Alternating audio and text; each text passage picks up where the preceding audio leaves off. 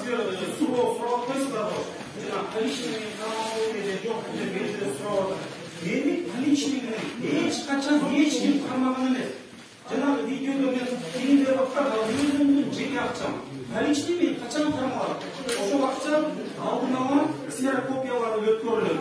Ал ақшаға порошок себеби ошол ақшаны алғанда сенің қолың порошок болып қалады. Следователь ал ақшаны перчатка кийип туруп эсептейт. Менин ишимде следователь перчатка кийип эсептеген жок. Бир да купюрада взятка деп жазылган жок. Анан кийин элестетсем 250 миң доллар. Ал керек бөлүмдө акча. Бул залдан жетпей калат да. Бул зал жетпей калат. Бул зал жетпей калат. Ошол баарын бир бөлөп коюп чыккан. Ошондуктан мен айтып атам. Мени эч ким кайрыштырып кармаган эмес, себебин алган эмесмин. Анан могу экинчи иш боюнча 6 жыл мурун окуя болду. 6 жыл мурун ошол квартираны мен сатып алдым. 6 жыл мурун элестетиңиз. 6 жыл мурун булар каякта жүр? Бир да жолу мага чалып койгон жок. Бир да жолу менин үйүмө келип койгон жок. Эч ким мага мындай кандайдыр доорлук менен тайылган жок. 6 жыл өтүп элестетиңиз, 6 жыл мурун. Анан кийин эле мен ушуну айткандан кийин булар ошол экинчи ишти токуп атпайбы? Бул экинчи. Анан кийин дагы бир өтө маанилүү момент бул ошол күбөлөр экинчи иш боюнча.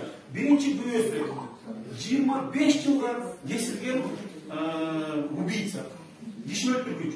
Ал ошол милиционер адамды каракчылык менен барып аты өлтүрүп 25 жылга кесилген. Мына жаңы чыкканды аны коркутуп мага жалган көргөзмө берет.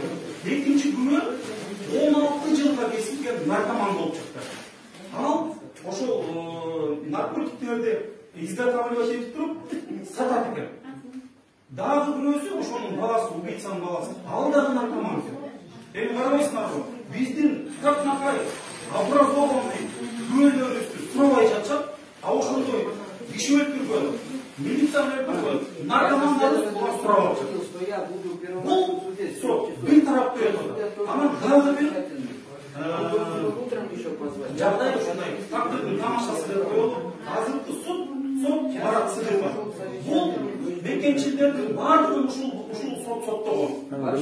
Мурун ушул жанагы 2-мартта жана Садыр Жапаров чек арадан Казакстандан келгенде баарыбыз чыкпадык беле анын тоскондо. Ошондо булар ишти чогуп туруп, бир топ мекенчилерди соттоп туруп, түрмөгө жиберген. Сергей можно подпишет? И ошол суд азыр мени соттоп атат. Манатты ушул сот соттогон. Эркебек Кабаевди ушул сот соттогон. Рашталып кеткен уже. Дагы ким бар аякта? Чыңгызхан бар ошол таласта. Кабаев Жапаров деген бар болду. Ошол баарын ушул сот соттогон. Эми ушул сот менин процесстеримди алып барып туруп, бир тарап алып баратат да, прокурор менен кошо. Биздин күбөлөрдү сурабайт, алардыкын сурайт.